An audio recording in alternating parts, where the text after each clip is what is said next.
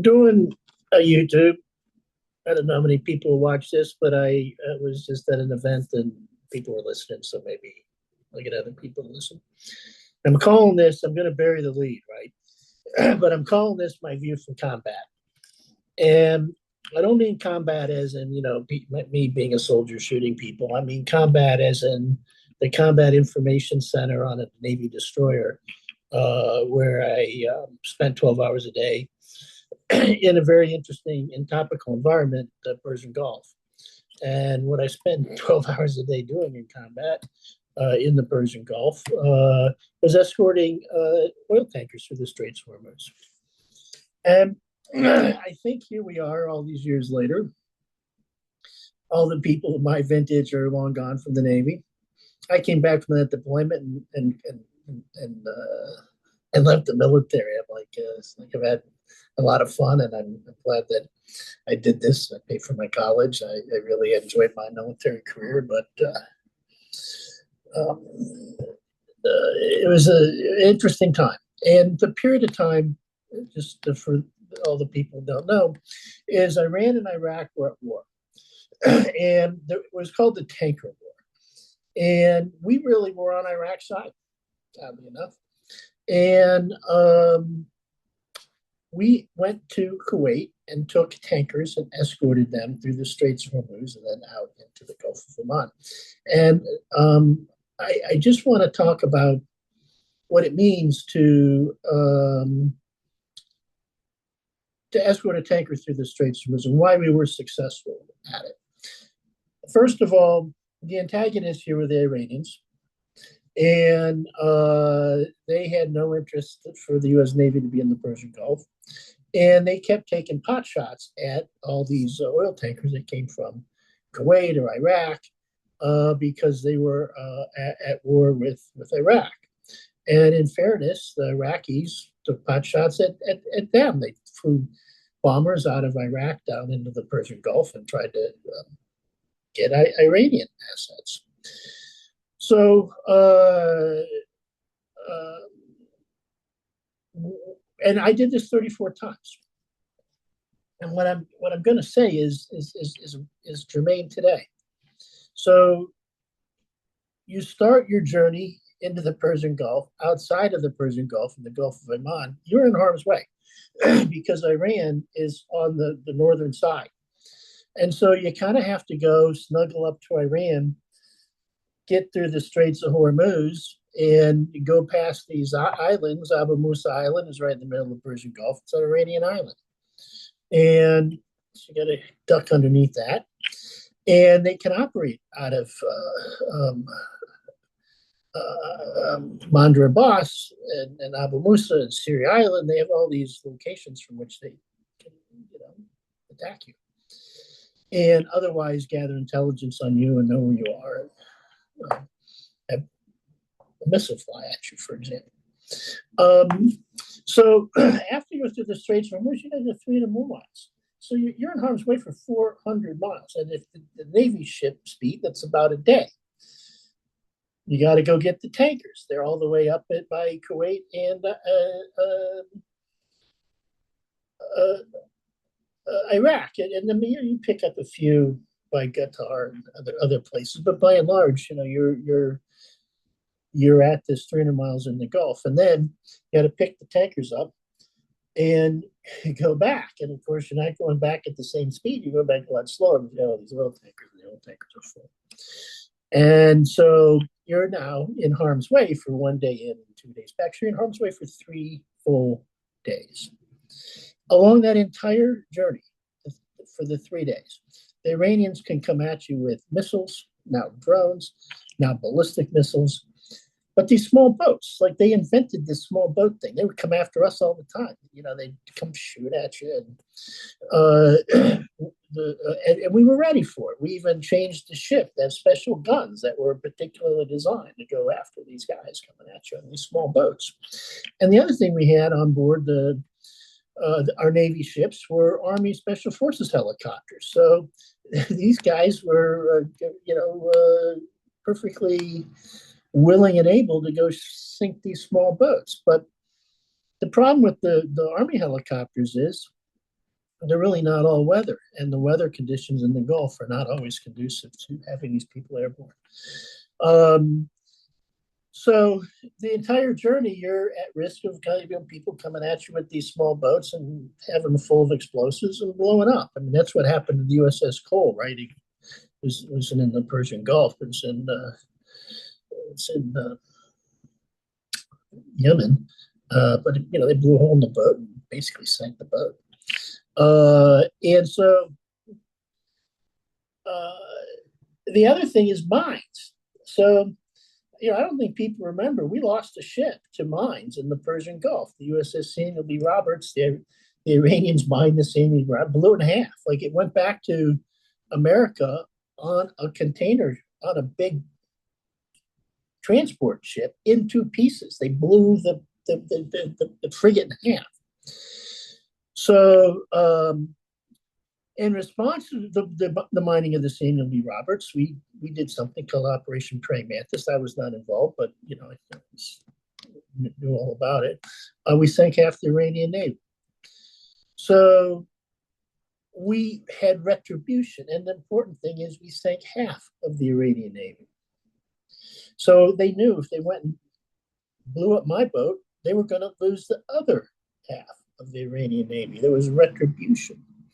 And this kind of mutually assured destruction in nesting doll format it existed then and it existed now. You blow up my ship, I'm going to sink half your navy.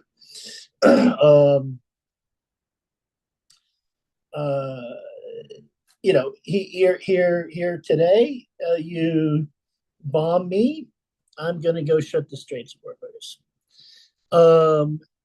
You blow up my oil infrastructure, I'm going to blow up your oil infrastructure across the Gulf with my ballistic missiles.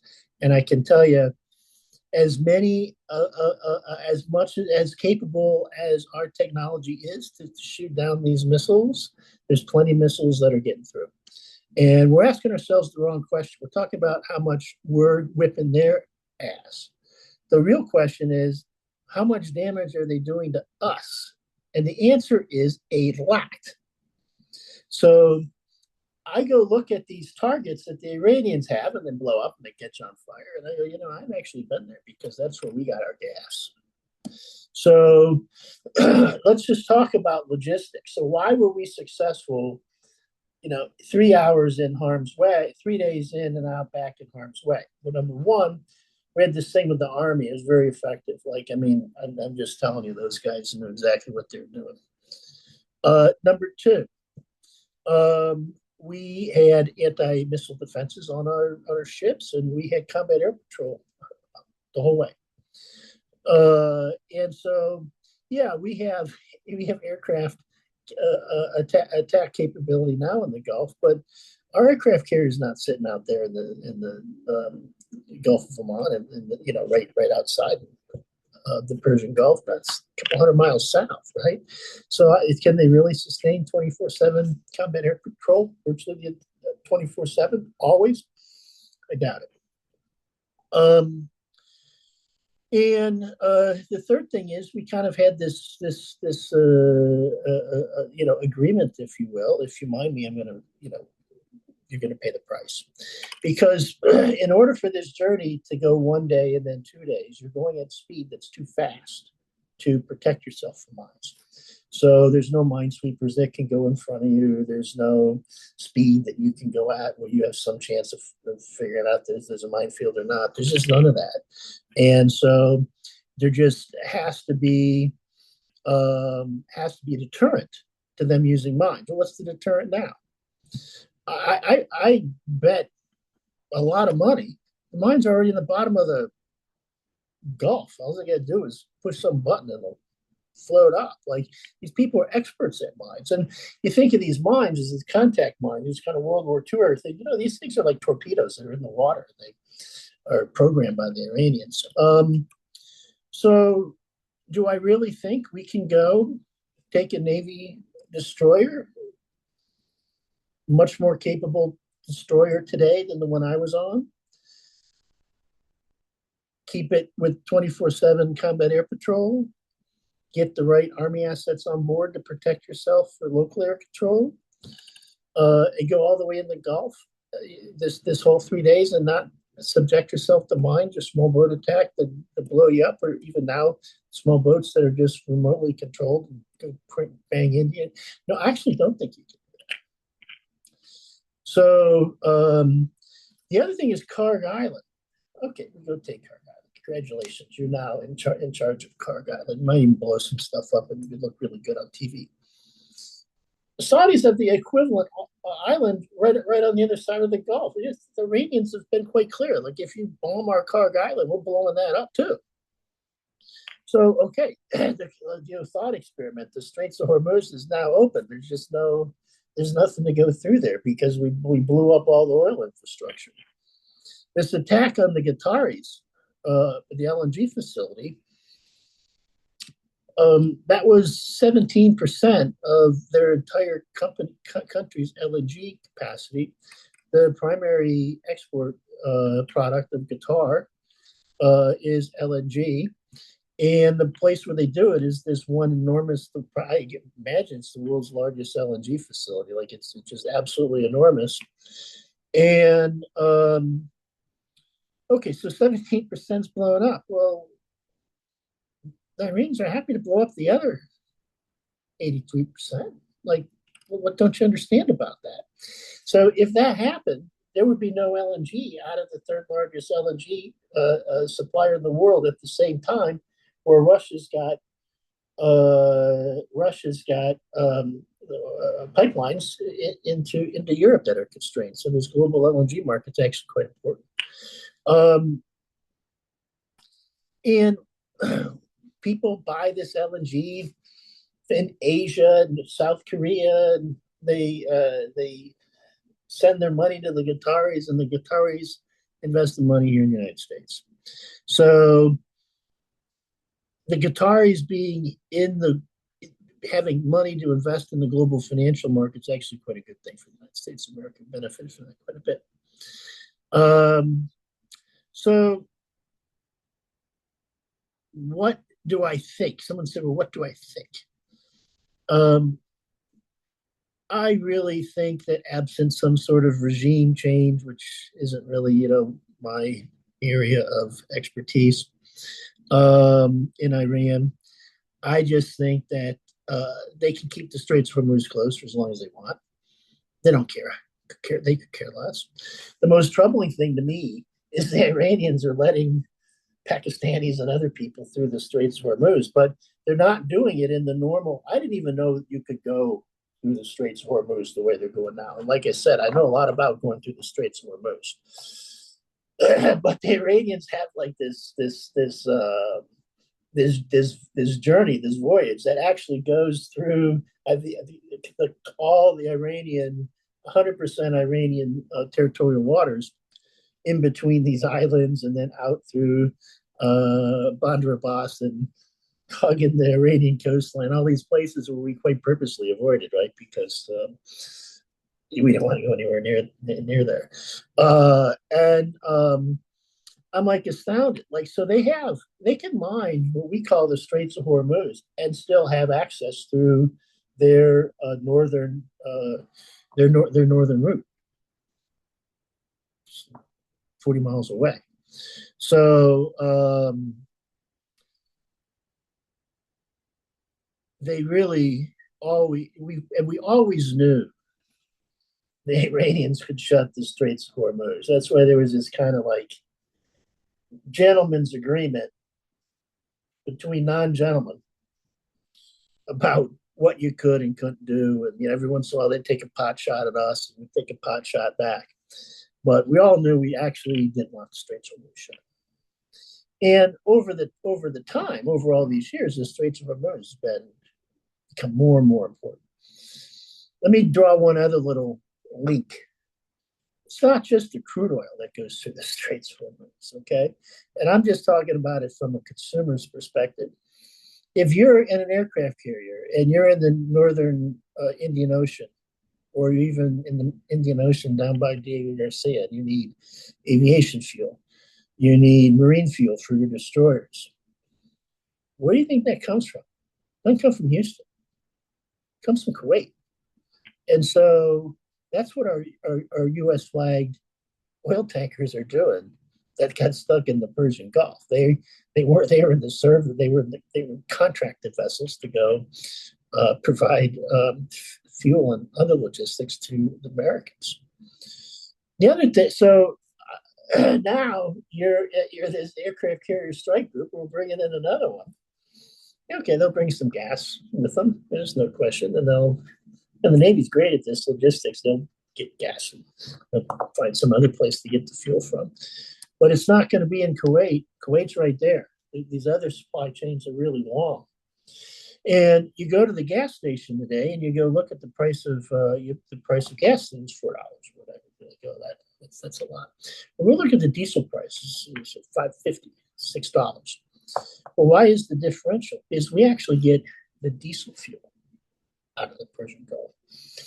You go ask the airlines, well, is this a problem for you? They go, yeah, it's actually a problem. Because guess what? We got the aviation fuel out of the Persian Gulf.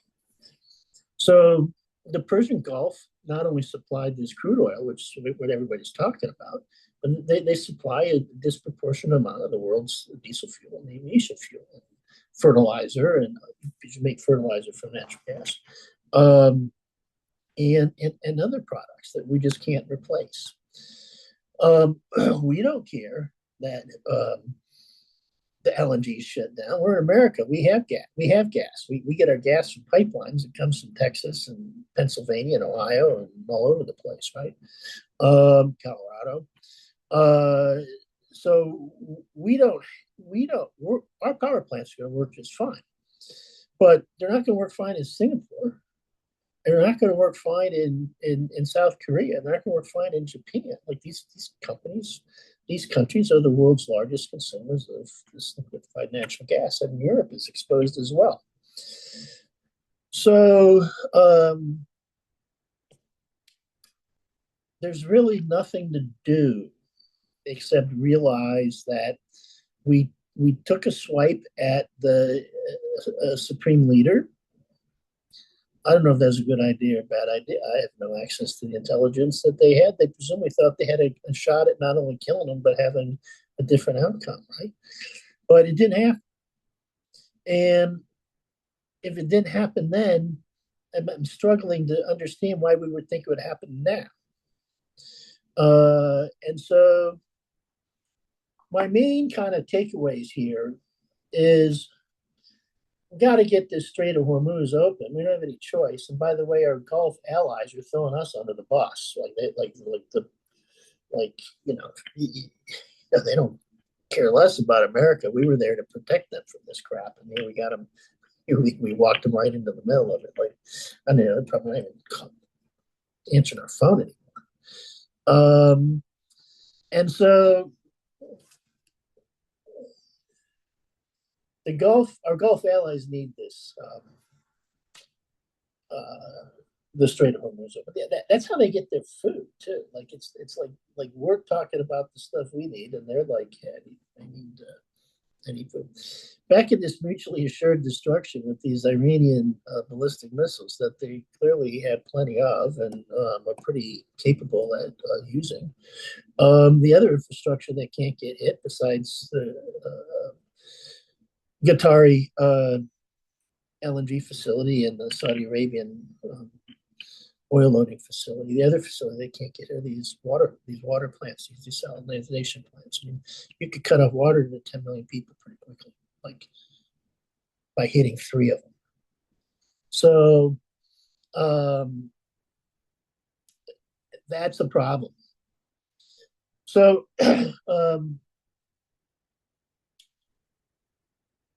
like I said, nesting doll of mutually assured destructions, and we're just kind of walking our way into like the worst case outcome.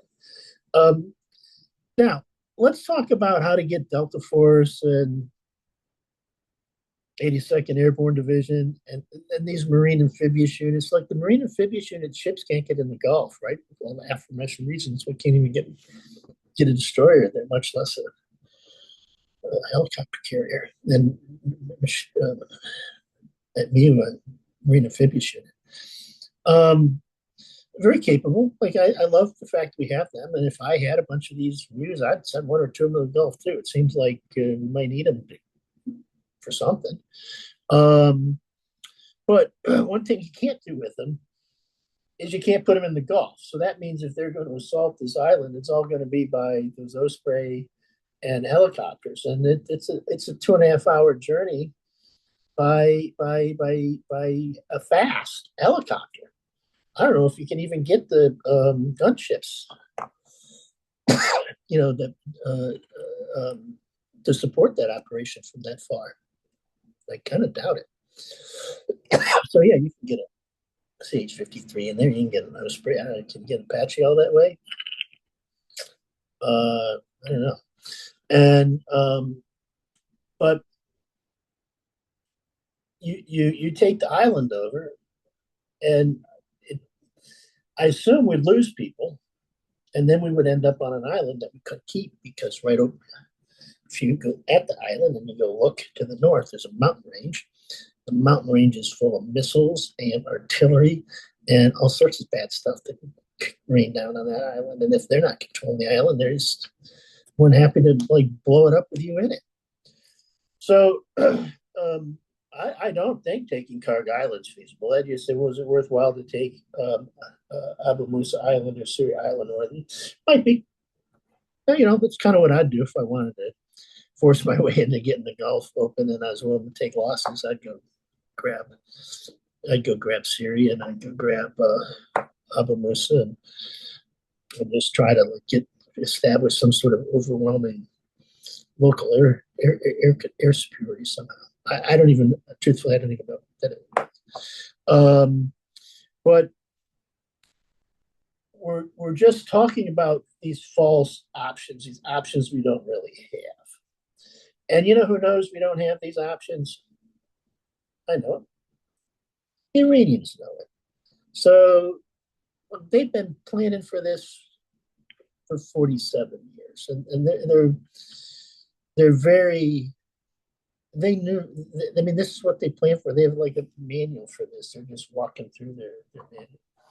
So, what do I think it really means for us? I just think it means we're going to have high diesel fuel prices, high aviation fuel prices, and natural gas prices creeping up,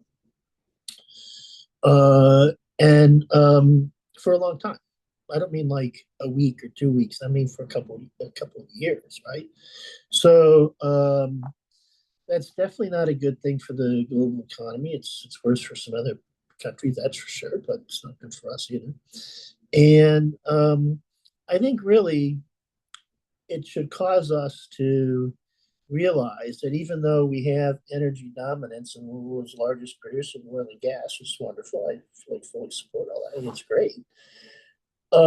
We still have exposure to the global oil and natural gas markets, and we have less exposure than we otherwise would because we build a bunch of renewables. In fact, for half the United States, 40% of all the power comes from wind and solar right here today. And that's more feasible now that batteries are cost effective. So it seems like renewables have been a reasonably good investment because they certainly are massively cost effective relative to the market price of power today, other than from wind and solar.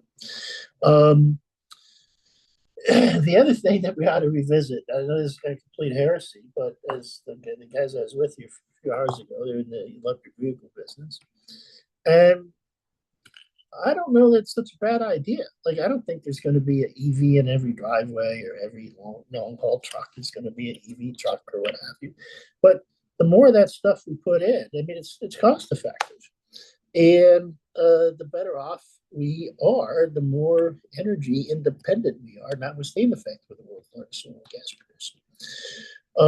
So I do think we should use this time to reassess our policy on energy dominance, the role of renewable energy and helping, and realize that it already is a big help. And then the natural consequences and the EVs, which are now cost effective. So the total cost of ownership of an EV is less than the total cost of ownership of a combustion small truck or car. passenger car for sure. And so why don't we support it? And the other thing is, from a military perspective, we had the USS Stark got blown up by an Exocet missile, and the missile was an accident. So an Iraqi Russian-made bomber was flying down into the Persian Gulf and saw a target on the radar screen and shot this Exocet missile at it. It was USS Stark. It blew the Stark up. Kind of, the Stark came back to America on a boat too, like all but some of the Stark. And so, what did we do? We did a wonderful thing. We put these. We looked at what we had, and we had this kind of radar, and we had these Gatling guns, and we had this. We put them all together in something called CWIS, Close-In Weapon Support System, and I still see them on ships to this day. And it was a wonderfully effective tool. We built it with entirely off-the-shelf parts. The other thing we got to do is we got to have better anti-drone weapon systems. We're perfectly capable of it. The Ukrainians have this technology where cheap drones go after cheap drones. We probably need to revisit our ballistic missile defenses. I mean, we do have missiles that can go after ballistic missiles, but what's happening now is we're taking all of our $4, $5, $6, $10 million missiles and we're using them to shoot down a $35,000 drone, and that's just not sustainable. Like, we're running out of missiles. It costs too much money, and so just like we did when the Stark got hit, we didn't believe, no one even knows about it. No one said, oh, the Republicans fault or the Democrats. We got a ship blown up and we fixed it because we put the CWIS systems on. So we need to reevaluate the weapon systems we have on our Navy ships so they can actually have anti-drones, anti-cruise missiles, we already have that, anti-aircraft, we already have that, but also deal with this anti-ballistic missile threat, these hypersonic missiles. We didn't have that, and it's clearly we have a problem shooting those down, because just go look at what gets through to Tel Aviv every night, and it's one of two of these ballistic missiles that got through the Israeli missile layered-in defense system. It's very sophisticated. So clearly we had a problem going on there. And this whole thing where they've merged, multiple warhead, these ballistic missiles in the conventional sense, the big nukes always used MERS, like the ICBM goes up, it's got a number of different nuclear bombs that then spread out, right? So they go, across to the other part of the Earth, hopefully, and let the little bombs go, and we'll blow up a bunch of little nukes that go off, right? So what the Iranians did, and I don't know if we knew this in advance, but they put this MERV technology on these conventional ballistic missiles, and I mean, we clearly can't shoot them down. I mean, that is the MERV piece. So my view from combat, the Combat Information Center on a Navy destroyer doing escorts through the Straits of Hormuz is a pretty sober one. And I give credit for the admirals who are in charge of all this. I do hear them on TV saying some ridiculous things now and then, but I mean, they did the right thing. They got our at-risk assets out of the Gulf before this all blew up. Nuts. They're operating our aircraft carrier well south out of harm's way, and it's a good thing, because otherwise we'd have had a lot more losses. We would have nothing. We would have had nothing but damaged ships would have to go now fixed. And no, too, the other part of the reason we were effective is we had a Navy base in Manama, Bahrain. It's not there anymore. It got blown up. And when I mean it got blown up, I don't mean like a bomb hit it. Like, they bombed it a bunch of times. It's gone. And the other thing that's gone across the bay from the Navy base was this oil refinery, where they had all sorts of green fuels. We got fuel for our ships, right? It's blown up too. So we've lost our logistic our logistic support capability for operating in the Gulf has the knock-on effect of degrading our logistical capabilities outside of the Gulf because we got our fuel again from inside the Gulf. So, time to sober up.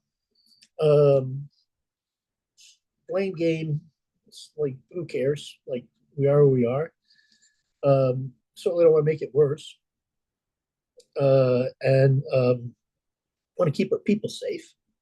Like, you know, I used to be the guy in the pointy end of the spear. I know, hope someone's looking out after him. And we're going to have to like really beat a little bit of a strategic retreat and regroup. But it is what it is. This is, and the other thing too is from a risk perspective, like this whole thing in the Straits of Hormuz could have blown up anytime in the last 47 years. Like I don't really blame a particular guy. It's easy to do. Well, he made a mistake. Well, I don't know if it was a mistake or not. And in any event, this whole thing was getting ready to blow up for 47 years, so it blew up now. Now, so I think it's time to sober up.